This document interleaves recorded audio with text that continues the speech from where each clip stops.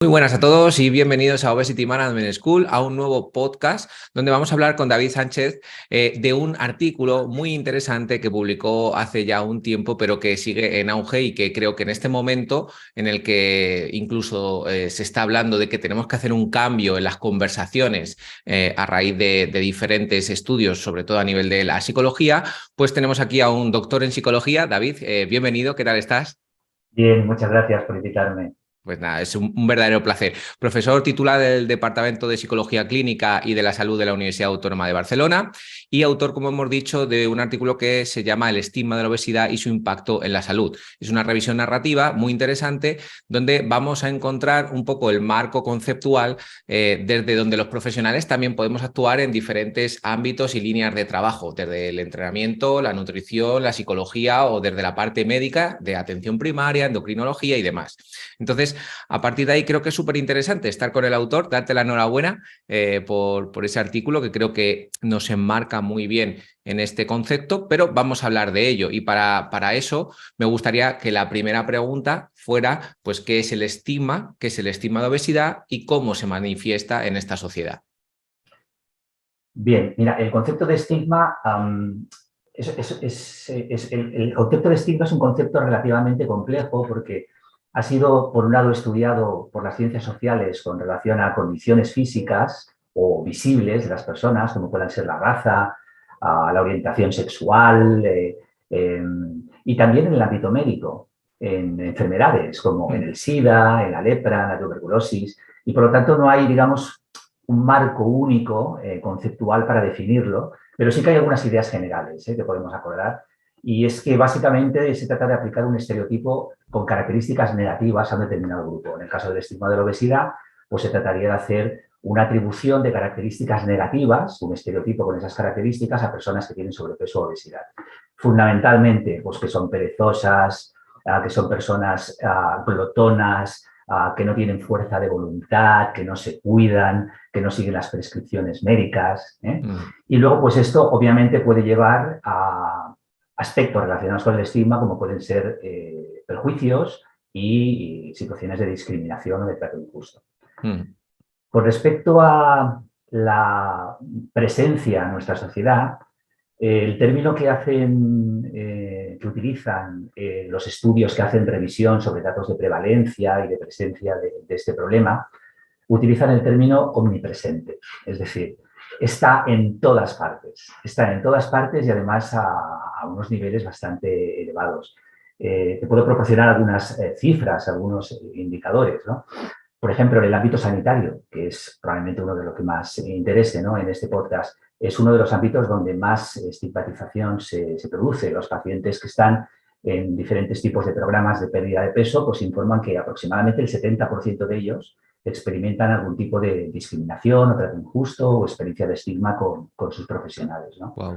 Pero se da en muchos otros ámbitos de la vida, por ejemplo, en el ámbito escolar, ¿no?, en la infancia y la adolescencia, ¿no? Desgraciadamente, pues el tema del bullying y del acoso está muy relacionado con ello. Hay un informe de la OMS que nos dice que los niños con obesidad tienen más de un 60% de posibilidades de recibir algún tipo de burlas o experimentar algún tipo de acoso con relación al peso.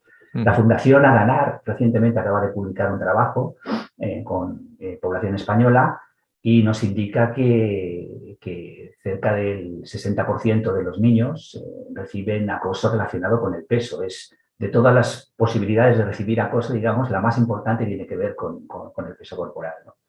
Y se da en otros muchos ámbitos, en el seno de la familia, las relaciones románticas.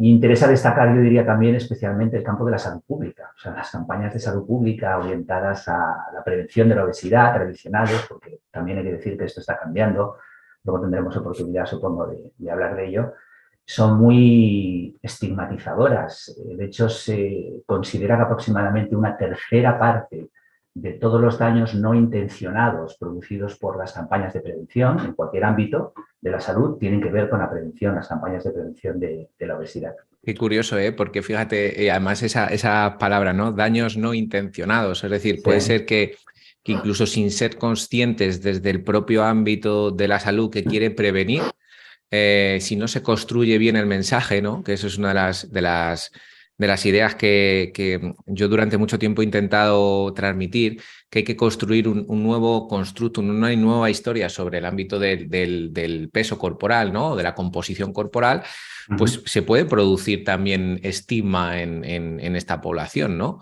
Y que se ve potenciada por un estigma que ya está distribuido en la sociedad. Es decir, que es muy complejo que se vaya difuminando, es decir, que quedan años para que esto se vaya mejorando. Pero bueno, yo creo que todavía, por lo menos hay trabajos como el tuyo o personas o grupos de investigación que estáis colaborando y estáis publicando cosas súper interesantes para que este lenguaje y esta construcción de esta nueva historia también se vaya realizando. Así que también es muy interesante y tenéis un papel, creo que ahora mismo, fundamental, porque esto es salud mental. Y claro, la salud mental muchas veces está muy relacionada con la salud fisiopatológica, ¿no? Entonces, Sin duda, sí, sí, sin duda. Sí, es que de hecho este concepto de daño no intencionado en la salud pública, como tú muy bien dices, se podría trasladar perfectamente al ámbito sanitario en general, en la interacción profesional-paciente, porque muchos profesionales actúan seguramente con la mejor intención del mundo, pero precisamente por el desconocimiento de los cambios que se han producido en relación al conocimiento, por ejemplo, sobre las causas reales de la obesidad o la propia conceptualización de la obesidad, como ahora se reconoce ya como una enfermedad crónica y compleja, ¿no? Pues esta, digamos, falta de formación o de actualización hace que ellos pues, continúen actuando con patrones tradicionales muy centrados en la pérdida de peso corporal, en el control del peso corporal, y sin duda alguna, con la intención de ayudar, al final, pues lo que está produciendo es un efecto totalmente contrario, ¿no? Al perseguido. Por eso es tan importante hacer difusión de este tipo de ideas para contribuir a que se produzcan cambios, ¿no? En esta forma. Efectivamente, y desde diferentes ámbitos, es decir, porque son como desde las entidades, desde las sociedades que están en una posición, vamos a decir, entre comillas, de poder, ¿no? Que son donde mandan un mensaje que luego va a ir cayendo a diferentes capas, ahora a nuevas vías de difusión y divulgación, como son las redes sociales, que yo por lo menos desde mi ámbito soy muy crítico y veo cosas que yo sinceramente digo, todavía lo que queda por cambiar. Porque, bueno, se ven estos mensajes de si tú quieres puedes, es que no tienes la disciplina suficiente o, bueno, pues palabras que muchas veces no tienen en cuenta todo el contexto ni toda la complejidad que tiene la obesidad. No, está clarísimo. No lo hemos comentado, pero es uno de los ámbitos que nos ha quedado en el aire y es uno de los más importantes y son los medios de comunicación. Las redes sociales, en este caso, también juegan un papel muy importante dentro de los medios de comunicación. Es uno de los ámbitos donde más se transmite el estigma. Mira, en el concepto de estigma, y esto creo que tiene bastante relación con este tema, hay tres como conceptos relacionados, ¿no? Que son muy, muy importantes, ¿no? El primero es el concepto de estereotipo. El concepto de estereotipo es un concepto, digamos, que tiene que ver con el ámbito del conocimiento público, es una variable más de carácter cognitivo y tiene que ver, pues eso, con la atribución de unas características, ¿no? A un determinado grupo, que puede tener parte de realidad y en muchos casos ocurre que no, que es un estereotipo transmitido socialmente, ¿no? Por ejemplo, pues las mujeres son peores conductoras, ¿no? Este es un estereotipo muy habitual cuando en realidad las pruebas muestran que tienen mucha menor siniestralidad vial que los hombres, ¿no? Pues bueno, en la obesidad ocurre algo parecido. Hay este estereotipo con estas características que hemos comentado, ¿no? Aquí el papel de los medios de comunicación es fundamental a la hora de transmitir este estereotipo, ¿no? Lo vemos habitualmente en las series de televisión, en las películas, ¿no? Pues los protagonistas o las figuras o las personas con obesidad o con sobrepeso siempre salen de una forma muy estereotipada, ¿no? Glotonas, siempre comiendo, objeto de burlas, o más tristes, siempre vinculadas a ese tipo de connotaciones, ¿no? Este es un concepto importante, ¿no? Otro concepto es el concepto de prejuicio, ¿no? El prejuicio ya es una variable que tiene un componente afectivo. El prejuicio implica que tú ya asumes ese estereotipo, o sea, una persona individual asume ese estereotipo, cree en él, ¿no? Pero lo que es importante es este componente afectivo, es decir, esto implica una reacción afectiva ante esa situación, ¿no? Si tú crees que las personas que tienen un problema de salud mental son peligrosas, que es un estereotipo asociado, ¿no?, al campo de la salud mental bastante habitual, es muy probable que cuando estés en presencia de alguien que tiene algún trastorno mental, o sabes que tiene algún problema de salud mental, sientas miedo, te sientas, ¿no? Pues esto ocurre con la obesidad también. La obesidad produce rechazo, es como algo desagradable, ¿no? Gente pues que tiene esos prejuicios y va al autobús y se sienta una persona obesa con obesidad a su lado y se levanta y se cambia de sitio porque encuentra aquello como algo desagradable, rechazable, ¿no? Eso tiene que ver con el concepto de prejuicio, ¿no? Y luego finalmente estaría el concepto de discriminación, que ya implica una acción, ¿no? De rechazo, como pueden ser las burlas, ¿no? Antes hablábamos del bullying, ¿no? Tan características, ¿no? Burlas relacionadas con el peso o situaciones muy estudiadas como dificultades de acceso a puestos de trabajo, por personas que tienen obesidad, o en el ámbito escolar creer que un niño pues, va a tener menos capacidades, ¿no? Académicas o de rendimiento, cuando no hay ninguna prueba de que esto sea así. Son conceptos importantes de diferenciar del estigma, pero que están todos ellos relacionados. Fíjate que todo esto que has ido nombrando, también se habla mucho en el ámbito de las principales barreras que te puedes encontrar en personas que tienen exceso de peso para la práctica de la actividad física, es decir, y del ejercicio, es decir, de las dos.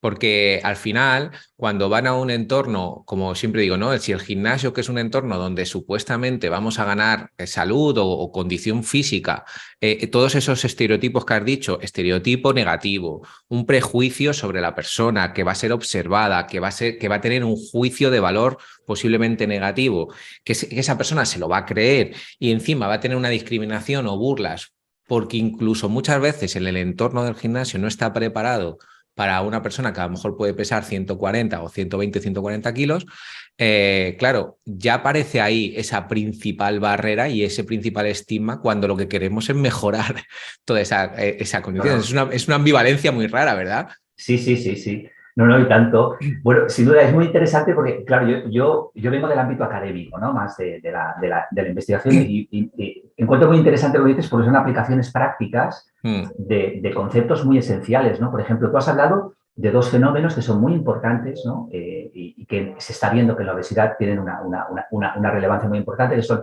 el estigma estructural y el estigma interiorizado, ¿no? O sea, esto que has dicho de que no esté el gimnasio preparado, ¿no? para estas personas o los centros médicos que no tengan sillas, algo tan sencillo como una silla, ¿no? Una persona con un sobrepeso elevado, ¿no? Y que llega a un sitio y se encuentra con estas sillas pequeñas o con brazos donde no encajan, ¿no? Eso es una forma de estigma estructural, ¿no? Del que no somos muy, muy conscientes. Y pues ahí te iba a decir, y de hecho creo que muchas veces es por la no conciencia, es decir, Efectivamente. por no ponerte en la piel de la persona que tiene unas complicaciones, a lo mejor por no preguntar, es decir, no tener el contexto de pregunta, decir, oye, ¿cómo te gustaría que fuera esto? ¿Cómo te encontraría más cómodo? ¿Cómo te sentirías con una sensación de bienestar en este entorno médico, ¿no? Porque claro, wow, cuando has dicho que el 70% de las personas que han pasado por temas de salud a nivel médico, pues han sentido temas de estigma, estamos hablando de porcentajes muy, muy elevados, ¿eh? Muy elevados y además muy homogéneos. Es decir, no son estudios aislados, sino hace poco se ha hecho un estudio multinacional con aproximadamente 15.000 pacientes que pertenecían a países tan diferentes como Francia, Alemania, Gran Bretaña, pero también Australia, Estados Unidos. Y los porcentajes, estamos hablando de países occidentales, occidentalizados, ¿no? Y los porcentajes son prácticamente los mismos. Es decir, no hay diferencias en función de los sistemas públicos de sanidad o de diferencias culturales. O sea, el estigma es como muy generalizado y porcentajes muy similares, ¿no? en todos los países. Y eso es una mala noticia, pero a la vez es una buena. Es decir, hay que intentar construir también el mensaje como oye, podemos mejorar todavía mucho como profesionales. Es decir, al final nosotros lo que queremos dar es un mejor servicio, de intentar ayudar, intentar nuestro conocimiento aportarlo para mejorar la salud de las personas. Entonces, vamos a coger estos datos y vamos a hacer una crítica constructiva sobre nuestras formas de actuar y si podemos mejorarlas. Hay mucha gente que se enfada, ¿no? Con esto. No sé si tú lo has percibido en el ámbito de la salud, en general de todos, pero yo en el mío hay gente que se enfada, pero que no, que esto no puede ser, que eso es una moda. Entonces, ¿esto es una moda? ¿El estigma es una moda o realmente es algo que es una realidad? A ver, no es una moda en absoluto, en absoluto. Yo también he observado lo que me comentas. De hecho, yo a raíz de la publicación de este trabajo, que se publica a finales del año pasado, tampoco hace Sí. tanto tiempo. He empezado a recibir bastantes invitaciones de unidades clínicas, de centros, de gente interesada, ¿no?, en esta problemática, para que les diera pues una mini formación o tuviéramos alguna sesión clínica Muy y bien. habláramos de este tema, ¿no? Con lo cual, sí que es verdad que yo veo que hay una cierta sensibilidad, ¿no? También es verdad que a nivel, por ejemplo, de investigación, los organismos internacionales más importantes están publicando informes constantemente sobre este tema. Hablamos de Mm. la Organización Mundial de la Salud, del Centro de Control de Enfermedades de Estados Unidos. Es decir, no es una cosa de estudios aislados, sino que empieza a ser un tema de salud pública, por razones que ahora comentaremos, ¿no? Mm. Que van a hacer sin duda alguna que esta situación cambie, ¿no? Entonces, no es una moda porque los datos lo que están mostrando es que el estigma no solo es que esté muy presente, como acabamos de ver, sino que tiene un impacto muy, muy nocivo en la salud de las personas. Y no Mm. solo en el ámbito psicológico o psicosocial, que es algo que ya sabíamos, ¿no? Que las personas que son objeto pues, de este tipo de situaciones, ¿no?, pues tienen una peor autoestima, experimentan más ansiedad, más síntomas de depresión. Todo esto ya relativamente era conocido hace tiempo, ¿no? Digamos que lo que ha despertado la atención en el ámbito sanitario más general son datos nuevos que lo que nos están mostrando es que este estigma está afectando a las conductas de salud de forma muy importante, ¿no? Por ejemplo, se está observando que las personas que experimentan este estigma o que lo interiorizan, luego podemos hablar del concepto este que es muy importante de Sí, ahora interiorización, vamos a hablar de ello. son personas que consumen más alcohol, son personas que realizan más atracones alimentarios, es Mm. decir, tienen más lo que se llama ingesta emocional, ¿no? Es decir, compensan estos estados emocionales negativos relacionados con su situación, ¿no?, pues comiendo, ¿no? Mm. Encuentran ahí pues una satisfacción y esto pues obviamente repercute en una ganancia de peso. Se ha observado también que hay una pérdida de la motivación para la práctica de la actividad física y, por lo tanto, hacen menos actividad física.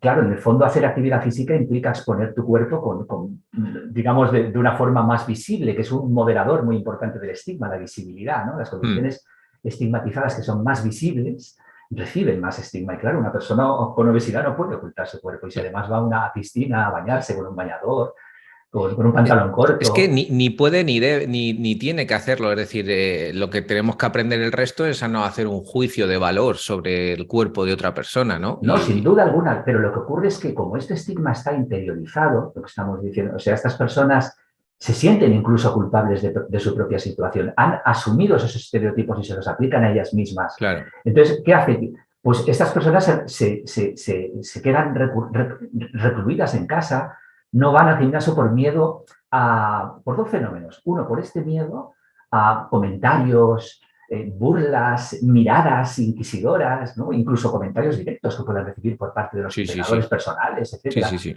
¿no? De esto hablaremos. Y luego porque este estigma interiorizado tiene un efecto muy nocivo que ha sido muy estudiado en otras condiciones de estigma, en otras condiciones de salud, que es lo que los ingleses llaman el why try, ¿no? El por qué intentarlo. O sea, llega un momento que uno pierde la motivación y todo lo que es su autoeficacia desciende, ¿no? Entonces Mm. dice, a ver, ¿para qué voy a intentar hacer actividad física si ya sé que lo he intentado unas veces y me he acabado cansando y no ha servido de nada y no he perdido peso? Y porque el foco está en el peso, Eso es. ese es el Eso tema, es, eso ¿no? es. Y eso ocurre también con la atención sanitaria, o sea, otro fenómeno muy problemático del estigma es que estas personas dejan de ir al médico. Ya. Cuando tienen algún síntoma de algún problema de salud, algún dolor, en lugar de solicitar ayuda, que es un paso lógico, ¿no?, para prevenir la aparición de cualquier enfermedad o cualquier problema de salud grave, why try? ¿Por qué intentarlo? ¿Para qué ir? ¿No? Si total, al final voy a ir por este dolor y me va a decir que yo tengo un problema de peso y que lo que tengo que hacer es perder peso y siempre es lo mismo. Mm. Entonces, dejan de ir al médico. Y esto Mm. es gravísimo. Y esto es gravísimo. Y de hecho, algunas revisiones recientes están empezando a observar que hay una asociación entre la presencia de estigma y la experimentación de este estigma y el estigma interiorizado y más tasas de mortalidad Ya. y más tasas de suicidalidad en adolescentes. Por Ya, lo tanto, uf. no es una moda, ¿no? Es No, que no. en absoluto es una moda, es Pero un problema para, Es un para problema de salud nada. pública. Y Sí. por eso este año la World Obesity Federation, uno de sus lemas es cambiemos las conversaciones, ¿no? Y nos habla de ese poder de la conversación que va a tener, que vamos a tener que encontrar conversaciones difíciles, a veces que no nos van a gustar porque tenemos que influir y movilizar diferentes políticas públicas que tengan en cuenta esto también. Y eso es fundamental. Y fíjate que has dicho, y ahora te voy a preguntar, lo que pasa es que hemos ido hablando, te voy a preguntar un poco sobre las diferencias de los términos, pero has dicho, antes me gustaría hablar de lo que hemos hablado anteriormente en la pregunta anterior.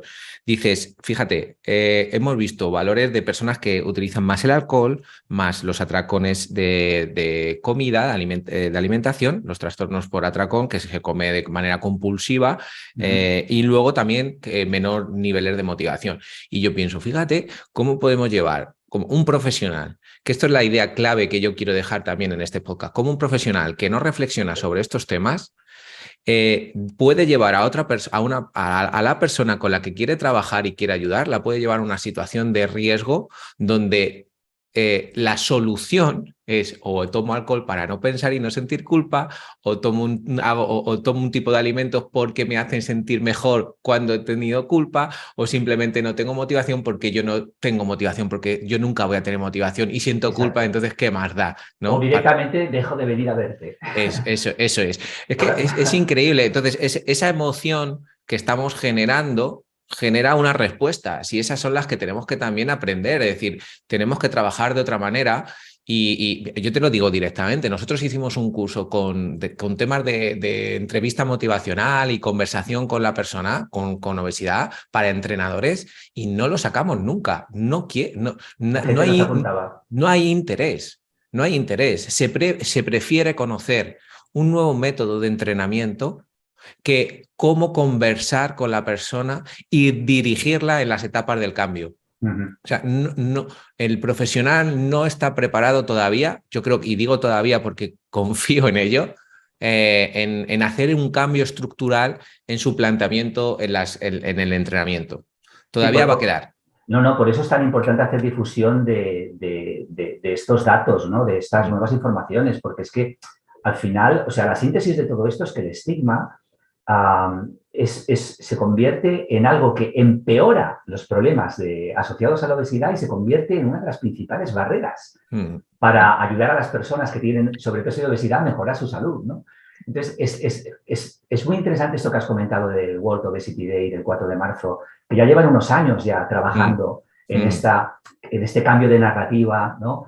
Mm. Y en la importancia de dar a conocer, ¿no? Estos nuevos datos, estos nuevos conocimientos que tenemos en relación al impacto del estigma y a las raíces y las últimas causas de la obesidad. Es muy bien, además hablan de eso, de las raíces, ¿no? Entonces, Sí, en este sentido, para que también la gente vaya cogiendo algún concepto, en el artículo que escribiste está sí. muy bien diferenciado como términos relevantes que están vinculados a esta problemática y a mí me gustaría un poco que nos hicieras pues, un resumen de los que consideras que pueden ser más interesantes y si no, pues vamos hablando poquito a poco, pero de los que puedas decir, mira, pues este y este son diferentes y pueden llamar mucha atención y hay que tenerlos en cuenta. Sí, pues mira, de los conceptos que he comentado antes, que son el concepto de estereotipo, de prejuicio y de discriminación, digamos que la parte que tiene que ver con el estudio del estereotipo y de la discriminación es algo que interesa más a las ciencias sociales, a la sociología, es muy importante obviamente, ¿no? Pero desde el ámbito sanitario, el elemento que más se estudia y donde podemos incidir más a nivel individual es el concepto de prejuicio, ¿no? Relacionado con el peso, que es este concepto cognitivo que tiene este componente afectivo, ¿no? Que decíamos. Es decir, el interiorizar ese prejuicio y que eso te haga tener una cierta reacción afectiva, negativa, ¿no? Hacia personas que tienen obesidad, ¿no? Entonces es muy importante el concepto de interiorización de estos prejuicios. Es la autoculpa o el autoestigma, ¿no? También se ha denominado, Sí. que es cuando la persona aplica esos prejuicios a sí misma, ¿no? Es decir, por un lado conoce el estereotipo, cree que el estereotipo es cierto y se lo aplica a sí misma, ¿no? Mm. Entonces, los estudios lo que están mostrando es que este es probablemente el factor más determinante en su asociación con estos problemas de salud. O sea, cuando las personas llegan a interiorizar este estigma. O sea, es una creencia, básicamente, ¿no? Al final Sí, creen sí, en sí, ello sí, y hay que claro, reconstruir esa creencia. completamente. Es complicado eso, porque muchas veces esas creencias están tan arraigadas desde la infancia que la creación de esa nueva historia porque además no es una historia que vas a tener que crear solo con el ejercicio o con la nutrición, es decir, que es que viene desde muchos ámbitos, desde cómo me hablo, a Claro, cómo me veo yo entrenando y el motivo por el que entreno, a cómo me veo yo comiendo, por qué como, cómo disfruto, cómo me desarrollo socialmente con esa comida. claro. Es difícil, No, ¿eh? es que es muy, muy complicado. Es que no solo es que estén arraigadas, es que están reforzadas en el exterior. O sea, los psicólogos sabemos que para que una conducta o una actitud cambie, ¿no? Se tienen que dar una serie de condiciones, ¿no? Entonces, una de ellas muy importante para que si se da el cambio y ese cambio se pueda mantener es que el ambiente sea favorable. Es decir, si tú intentas hacer un cambio de comportamiento en un contexto que no facilita el cambio, eso es terriblemente difícil, ¿no? Piensa Claro. en el ámbito del tabaco, ¿no? O sea, hasta que no hubo una ley, ¿no?, del tabaco que realmente, digamos, crea un ambiente favorable, ¿no? Es decir, impidiendo fumar, subiendo los costes del tabaco, ¿no? Es decir, no se producen cambios realmente importantes, ¿no? Si las Claro. condiciones, claro, si la creencia, los estereotipos sociales, las actuaciones de los profesionales, ¿no?, con las que se encuentran estas personas siguen siendo bajo esa idea, bajo ese paradigma ya trasnochado, ¿no?, desfasado, superado por los nuevos datos, ¿no?, pues obviamente va a ser muy difícil que esto cambie. Pero cambiará, ¿eh? Yo en este sentido soy optimista porque estoy viendo que la cosa viene desde arriba, es decir, independientemente de que haya una cierta Claro. resistencia por parte de los profesionales, los responsables de políticas públicas empiezan a darse cuenta de que esto es un problema muy importante y que a largo plazo, bueno, es que hablando otra vez de World Obesity Day, estaba hablando de que las cifras de prevalencia se esperan, en el caso de la obesidad infantil, por ejemplo, que casi se tripliquen en los próximos 20 o 30 años. Entonces, claro, es un tema que merece nuestra atención. Los datos son alarmantes, lo que pasa es que yo creo que se malinterpretan muchas veces, es decir, vivimos en un microambiente y un macroambiente desfavorable, no facilitador, una sociedad, ¿no?, que la frase esta que decimos de estar adaptado a una sociedad que está enferma no es un síntoma de buena salud, ¿no? No, correcto, sí, sí. Entonces, claro, lo bueno que has dicho y hay que puntualizar es que desde las sociedades y las entes políticas más elevadas ya se está haciendo un cambio de construir esa historia. Eso va a ir cayendo de manera Seguro, progresiva y seguro, los profesionales también vamos a tener que saber adaptarnos. Es decir, claro. ya el entrenador que te está diciendo eso de no tienes motivación, disciplina y no sé qué, para mí ya es un entrenador que está en la era del Jurásico, ¿no? Es decir, que ya Claro, poco a poco va a tener que ir claro. saliendo del mercado, se tendrá que dedicar a otro tipo de población, en este Sí. caso, porque ya se va sabiendo y hay que ir construyendo y hay que estudiando mucho sobre esto. Y Es quería preguntar. que, perdona, es que para incidir en una cosa que acabas de comentar, Javier, es que tenemos una herramienta muy valiosa a nuestro favor para que se produzca este cambio, y es que en el ámbito sanitario, digamos, está muy instaurada una línea clave y esencial en la actuación profesional, que es la práctica basada en la evidencia, la práctica basada en pruebas. O sea, en todos los ámbitos de la actuación sanitaria, todo el mundo sabe que las acciones que se tienen que implementar, tanto en pruebas diagnósticas como tratamientos, como lo que sea, tienen que ser cosas basadas en las evidencias científicas, en las pruebas, y por eso la ciencia va avanzando, ¿no?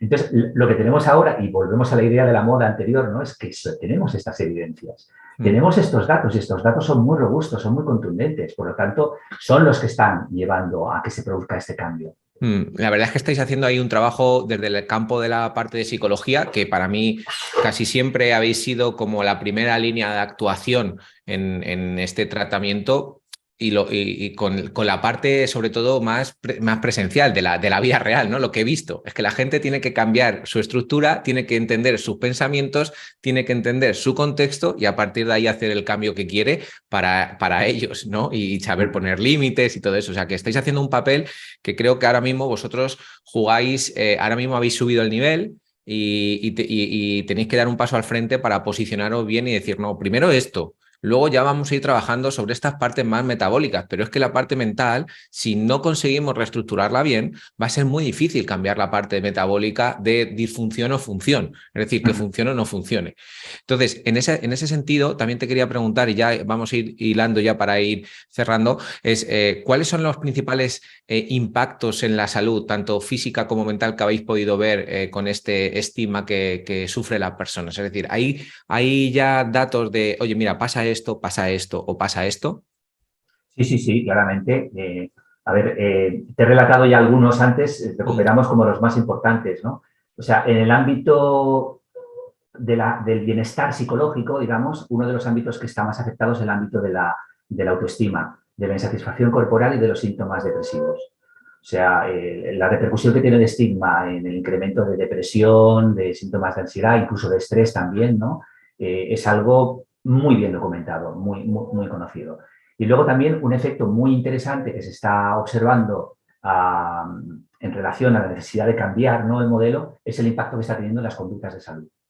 Esto es lo que estábamos comentando antes, ¿no? Los atracones, la reducción de la práctica de la actividad física, la reducción de la búsqueda de atención sanitaria. Estos son los impactos desde el punto de vista del impacto que puede tener en la salud, ¿no? No solo el estigma más relevantes. Es que fíjate que intento relacionar cuando voy escuchándote y digo, mira, el trastorno por atracón, que tiene como dos partes muy interesantes, ¿no? Que es la ansiedad y la depresión. Nosotros sabemos, desde mi ámbito, desde mi campo, que el ejercicio, pues al final es como un amortiguador. Es decir, se podría utilizar como una herramienta para la disminución, como una terapia más, junto con otras, para disminuir esa ansiedad o esos niveles pues de malestar, ¿no? Sin embargo, lo que genera es otra sensación, ¿no? Es más estrés. Es decir, no, es que tengo que moverme para gastar calorías. Es que si no me muevo, ya me siento culpable. Es que no estoy haciendo los 10.000 pasos. Es que no estoy haciendo los 3 días de entrenamiento de fuerza. Y claro, al final, si no cambiamos la visión, el foco, por lo menos en el ámbito del deporte, hacia la condición física, al decir, cualquier movimiento es bueno. Ahora, a partir de ahí vamos a estructurar los comportamientos sedentarios y vamos a estructurar lo que necesita tu cuerpo, queriéndote a ti, eso es autoestima también, que necesita oxígeno. ¿Cómo conseguimos oxígeno? Corriendo. Venga, vamos a regalarle oxígeno. ¿Qué necesita? Fuerza. Oye, vamos a regalarle un entrenamiento de fuerza porque tu cuerpo te lo va a agradecer y vas a disminuir los niveles de ansiedad, vas a disminuir los niveles de depresión junto con otras terapias cognitivo-conductuales o junto con una alimentación que sea pues un poco más consciente, ¿no? Entonces, claro, es que es muy difícil ahora mismo, que yo veo desde mi campo muy difícil integrar ese conocimiento desde todas las áreas, pero es cierto que yo también confío en ello. A ver, es que mmm, entramos en la parte probablemente más compleja, ¿no? Y más difícil de entender para las personas que tienen una forma de trabajar toda la vida y tal, y de cambiar, ¿no? Y es el corazón, el origen del estigma, ¿no? Del porqué de este estigma, ¿no? Entonces, desde el ámbito sanitario, la razón que más nos importa, porque obviamente hay una que tiene que ver con los modelos sociales, ¿no?, de belleza, y también vivimos en una sociedad donde los cuerpos delgados y musculados, ¿no?, son, digamos, los que se asocian al éxito, a la felicidad, etc. Mientras que la obesidad ya no solo como una condición de salud, sino estética, se ve como algo desagradable, rechazable y tal, ¿no? Pero sin entrar en esto, un factor que es importantísimo y crucial en el ámbito del estigma de la obesidad es el tema de la responsabilidad individual. Y además de la responsabilidad individual vinculada ¿a qué? Vinculada a lo que se cree que debe de ser el centro del tratamiento, que es la pérdida del peso corporal. Este yo creo que es el elemento central y el que está costando más de asimilar, ¿no? Es decir, porque sigue habiendo esta creencia central de que la obesidad es un problema fundamentalmente de peso y que la forma de trabajar y mejorar la salud de una persona con obesidad es consiguiendo que pierda peso. Claro. Y esto es lo que los estudios han desmoronado. O sea, la prueba clave está en que todos los organismos importantes internacionales reconocen ahora la obesidad como una enfermedad crónica. Lo ha reconocido la Unión Europea, lo dice el Centro de Control de Enfermedades, lo dice la Organización Mundial de la Salud. ¿Qué quiere decir que una enfermedad es crónica? A ver, reflexionemos brevemente sobre ese concepto. Pues quiere decir que la persona va a tener que convivir con ese problema el resto de su vida. ¿Quiere decir eso que no puede tener una buena calidad de vida? No. O sea, Claro, pensemos en cualquier otra enfermedad crónica, como una claro. diabetes tipo 2, ¿no? Que una persona tenga una diabetes tipo 2 no quiere decir que no pueda tener una diabetes controlada, ¿no? Claro. Por lo tanto, cuando hablamos de cronicidad, estamos hablando de cronicidad del peso, es decir, que una persona con obesidad probablemente siga teniendo un cuerpo obeso, con sobrepeso, el resto de su vida. Claro. ¿Y por qué? Porque los estudios lo que han mostrado es que es muy difícil que una persona pierda peso significativo, o sea, perder peso se puede perder, pero quiere decir, deje de tener un cuerpo obeso y que eso se mantenga en el tiempo. O sea, lo que han mostrado los estudios es que no solo que eso no es posible, sino que además se puede mejorar mucho la salud sin necesidad de que esto se consiga. Es Entonces, cierto. sí. Perdón. No, por eso en el momento, y claro, ¿el peso de qué depende? Se ha atribuido una responsabilidad individual. Esa es otra falsa creencia, ¿no? Creer que el peso depende de lo que tú hagas. Es decir, si yo, que de hecho, volviendo otra vez al Día Mundial de la Obesidad el 4 de marzo, ¿no? Una de las tarjetas con las que quieren trabajar es esa frase de muévete más, come menos, ¿no? O sea, el pensamiento hipocrático tradicional, ¿no? Como que refleja esa idea de la responsabilidad del individuo, ¿no? O sea, lo que tienes que hacer es moverte más y comer menos y así perderás peso, ¿no? Entonces, esa es una creencia totalmente sobrepasada por las evidencias científicas que muestran que el control del peso está mucho más allá de las posibilidades de control individual. Tú lo que sí que puedes controlar o sobre lo que puedes hacer una acción es, como estábamos hablando tú, pues sobre tus hábitos de vida, sobre tus conductas. O sea, tú puedes mejorar si eres una persona sedentaria, tener un estilo de vida un poco más activo, tú puedes mejorar tu alimentación, pero tu peso no es algo que dependa directamente de, Claro. de esas condiciones. No, y lo que te iba a decir antes es que incluso, yo esto lo repito mucho, imagínate, tienes una persona de 120 kilos, ¿no? Y empieza un tratamiento y pierde 15 kilos, 20 kilos.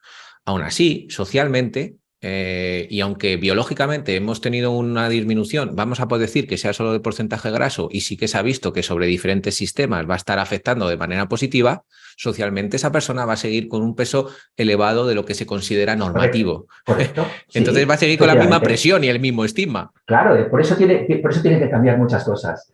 Por eso se habla de un cambio a nivel global, o sea, Claro. de cambiar la narrativa, los medios de comunicación tienen que implicarse también a la hora de transmitir, ¿no? Y comunicar sobre el problema. Las guías de práctica clínica médica no tienen que ir incorporando, ya esto se va haciendo, ya empieza a haber alguna guía de práctica clínica Sí. que incorpora esta perspectiva. Pero esto es esencial porque, claro, si el paciente, si la persona que tiene el problema va con esta idea de que tiene que hacer actividad física, lo que estabas comentando ahora, ¿no? O ejercicio físico, para perder peso, claro, esto es que está condenado al fracaso, o sea, porque al final peso puede perder algo, pero no grandes cantidades y muy difícilmente mantenible en el tiempo, ¿no? Mientras que si el cambio, el enfoque está en lo que dices tú, en mejorar la condición física, en que la persona se encuentre mejor y el ejercicio físico tiene muchísimos beneficios, aunque no se pierda peso, tiene muchísimos beneficios. La mejora en la alimentación Claro. tiene muchos beneficios, aunque no se pierda peso. Si se hace ese cambio, entonces muchas cosas que tienen que ver con el impacto del estigma se modifican, pero claro, eso implica una modificación de las creencias de los profesionales, del foco de los tratamientos, de cómo los medios de comunicación tratan el tema, un cambio sistémico, ¿no? O sea, por eso creo que todavía va a tardar unos años, pero la estructura está creada. Es decir, yo creo que va a ir cayendo poco a poco, pero todavía quedan, yo creo que unos años para que todo Sin duda, sin duda. Mira, vaya. yo en estos cursos que estoy haciendo ahora o en estas sesiones clínicas, que estoy aprendiendo mucho también, porque obviamente hablas con personas que tienen una gran experiencia en el contacto directo con personas que tienen Claro. obesidad, ¿no? Y esa experiencia es muy, muy, muy enriquecedora, te da muchos datos, ¿no? Cuando les hablas de esto, este es el tema que más les cuesta aceptar. Sí. O sea, el tema de la responsabilidad individual es un tema que, y mira que es central, pero es que les cuesta muchísimo. Me dicen, hombre, pero es que Claro. el paciente tiene responsabilidad en comprometerse al cambio y claro, no tienen en cuenta lo que estabas comentando tú de la entrevista motivacional, que las personas no siempre están en el mismo momento, ¿no? Motivacional. Efectivamente, Que efectivamente. tú no puedes dar por supuesto que eres el experto y como le vas a dar el secreto, el truco, ¿no? Para mejorar su condición, la otra persona lo va a aplicar y ya está. Y no entienden por qué no siguen las prescripciones que yo les doy, ¿no? Yo les entiendo, ¿eh? Es decir, porque muchas veces, al final, cuando tú estás trabajando con una persona que viene a buscarte a ti, vienen por muchos motivos. Imagínate, nosotros dicen, pues es que mi mujer quería que perdiera peso. Pues estamos condenados al fracaso, porque realmente tú no crees en esto. Es decir, tú ni quieres venir, ¿sabes? ¿Cómo lo hacemos? ¿Desde dónde partimos? ¿Qué necesitas? ¿Qué quieres hacer? Y entonces ahí empezamos a hacer preguntas, pero es que muchas veces es que no estás preparado para lo que tenemos que hacer. Es decir, es que a lo mejor todavía tienes que prepararte tú mentalmente para las cosas que tienes que reconvertirte. Es decir, que al final hay que hacer una reconstrucción de muchas cosas. Entonces, a lo mejor necesitas un psicólogo antes que un entrenador. Bueno, yo más que un psicólogo, un entrenador, yo creo en los equipos multidisciplinares. O sea, Mm, otra de las cosas que se reconoce es que, hablando de las raíces de la obesidad, es que la obesidad es una enfermedad muy compleja. O sea, mm, muy compleja. Intervienen variables genéticas, intervienen variables metabólicas, pero intervienen también variables sociales muy importantes. mm. O sea, la obesidad, ahora no recuerdo qué político, creo que fue de Barcelona, una vez hablaba de este tema y decía que una de las principales causas de la obesidad es el distrito postal, ¿no? O Sí, sea, es verdad, tienen razón, ¿eh? claro, y hablaba de eso, ¿no? De que va muy vinculado al nivel socioeconómico también, ¿no? Por lo Mm, tanto, las causas sociales también son muy determinantes, son muy importantes, ¿no? O sea, las raíces son muy, muy, muy complejas. mm. Entonces, el problema no puede abordarse de forma simple y, por lo tanto, los equipos que abordan estos temas tenían que ser equipos multidisciplinares, donde hubiera nutricionistas, endocrinos, psicólogos, expertos en actividad física. Es necesario que haya un cambio de planteamiento en el abordaje Claro, global de la... y ahí fíjate que yo te doy otro dato complejo a la hora de ponerlo en práctica, porque cuando hay equipos multidisciplinares, claro, hay muchos trabajadores y el programa tiene un coste más elevado. Entonces eso vuelve otra vez a Ya, repercutir sobre las personas que tienen un código postal donde el entorno no es favorecedor de esto. Entonces, por eso también tiene que haber esas políticas públicas y esos trabajos con un componente socioeconómico que llega a todo el mundo. ¿Por qué? Porque si no es complicado, desde mi experiencia, es decir, que al final solo se lo pueden permitir aquellas personas que tienen pues una capacidad pues económica un poquito más elevada, ¿vale? Entonces esto eh, eso es otro tema, pero bueno, pero para no, lo que... pero las cosas van por ahí. Mira, perdona si te hago una cita literal, que la tenía aquí, Sí, con sí. respecto al tema de la responsabilidad individual, para que veas cómo las cosas están cambiando y están cambiando también aquí, en nuestro país, en nuestro entorno más cercano. Hasta ahora, la estrategia global que había de prevención de la obesidad a nivel nacional era la antigua, la estrategia NASO. Mm, Bien, esta estrategia era una estrategia que, cuando tú veías las diferentes políticas públicas y los mensajes que hacían énfasis sobre todo en este componente de muévete más, come mejor, ¿no? O sea, el foco estaba en la responsabilidad individual. Bueno, se acaba de publicar hace muy poco el nuevo Plan Nacional de Prevención de la Obesidad, el Plan Bien, del Alto Comisionado para la Lucha contra la Obesidad del año 2022. Es el Plan Estratégico Concreto para la Reducción de Obesidad Infantil 2022-2030. sí. Pues te leo literalmente uno de los principios básicos en los que se fundamenta este nuevo Plan Nacional. Conseguir que la infancia y la adolescencia y la adolescencia crezca de forma sana supone facilitar que los entornos promuevan estilos de vida saludable, una vida activa, una alimentación sana, bienestar emocional y buenos hábitos de descanso. Para asegurar que esto ocurre es necesario reforzar los servicios públicos, proteger su salud y fomentar un cambio cultural para convertir estos estilos de vida en deseables y disfrutables. Mm, Fíjate, el cambio es radical. O sea, mm, claro, se acaba de publicar ahora. Es una estrategia hasta el 2030, ¿no? claro. Es decir, ya ha habido desde la administración un posicionamiento y una visión clara de decir, es que no podemos seguir diciéndole al individuo que cambie su conducta cuando el entorno Claro. no contribuye a ello. Es nuestra responsabilidad social, bueno, contribuir a generar esos entornos saludables, a facilitar esos cambios, ¿no? Claro, totalmente de acuerdo. Yo, por suerte, en ese posicionamiento, en ese consenso que está la Gasol Foundation detrás, a los que Correcto. desde aquí les doy la enhorabuena por el trabajo que han desarrollado, aparte de otros componentes, pero bueno, como yo tengo contactos allí conocidos, pues les doy la enhorabuena. Pero fíjate que entonces ese cambio vale, es una responsabilidad individual, es una responsabilidad social y es una responsabilidad que hoy me gustaría que quedase claro el mensaje, que es del profesional que también tiene que hacer un cambio en su estructura de planteamiento de lo que hace a nivel de entrenamiento, a nivel de alimentación o a nivel del ámbito psicológico o endocrino.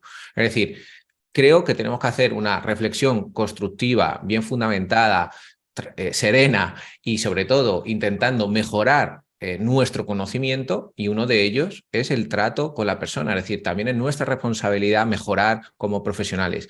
Por lo tanto, la última pregunta, para ya no quitarte mucho más tiempo, es, aparte de este consenso y si se han dado herramientas, ¿qué herramientas podríamos poner en práctica para mejorar como profesionales? Es decir, 3 o 4 tips que nosotros podíamos utilizar desde cualquier ámbito para mejorar como profesionales, que ese es realmente el objetivo, porque yo sé que tu planteamiento nos va a ayudar mucho a reflexionar sobre ello.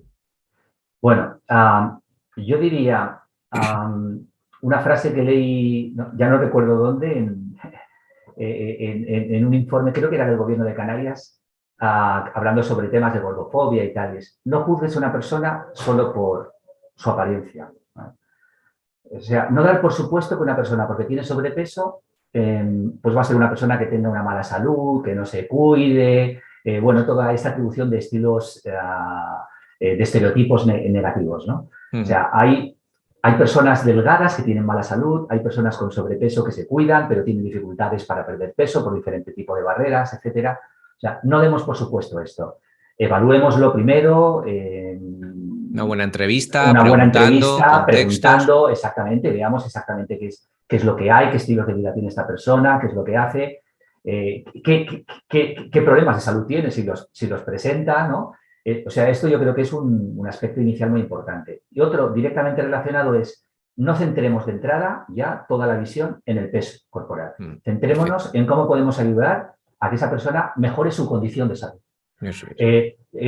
Por ejemplo, desde el punto de vista del empoderamiento de los usuarios, en Estados Unidos hay asociaciones que empiezan a recomendar a las personas con obesidad que cuando vayan a un profesional sanitario hagan una serie de preguntas. Por ejemplo, una de ellas es, mire, yo he venido por ese problema de salud. Si yo tuviera un peso normal o viniera una persona delgada, ¿no?, con esta misma demanda, con este mismo síntoma, ¿usted qué le recomendaría? ¿No? Entonces, va un poco en esa línea, ¿no? De decir, no todo es el peso corporal. Es decir, claro, o sea, la persona a lo mejor viene a consultarte por otro problema, porque se cansa, porque por eso quiere mejorar su condición, porque tiene... bueno, pues céntrate en esa demanda, no en el peso. O sea, su demanda no es perder peso. No todo tiene que ser perder peso. Yo creo que esa es una recomendación también importante, ¿no?, a tener en cuenta. Y muy difícil de asumir para los profesionales que automáticamente la obesidad es un problema de salud, el peso de doctorado... Es que lo estaba pensando y estaba ahora mismo pensando, wow, cuando escuche esto, compañeros que tengo del ámbito, les va a explotar la cabeza. Pero porque... es que no lo digo yo ni lo decimos los psicólogos. Es que, claro, es verdad que la psicología ha hecho contribuciones muy importantes, pero este cambio se está produciendo en el ámbito de la propia medicina. O sea, la primera guía de práctica clínica médica que habla de esto es la que ha publicado la Asociación de Médicos y Cirujanos Bariátricos del Canadá. Es una guía de hace un par de años. Sí, la conozco. Bien, pues bueno, es una guía que no está hecha por psicólogos, está hecha por médicos. Y lo primero que dice, una de las cosas que dice es, claro, tienen colaboradores con psicólogos también, ¿no? Pero es en una guía de recomendación médica. Y una de las cosas que dicen es, antes de hablar del peso de cualquier persona, pídale permiso y dígale si tiene interés en hablar de eso. O sea, es que lo dicen ellos mismos, está en una guía de práctica clínica. Sí, con una infografía muy bonita que posiblemente compartamos también. Y fíjate, esa guía canadiense ya se está aplicando y replicando en diferentes países como Chile, como España, Italia, o sea que saldrá en próximos años y creo que va a ser un cambio de paradigma también. Yo creo que sí, yo creo que es una guía modelo que se va a copiar en muchos sitios y va a contribuir a un cambio muy, muy positivo.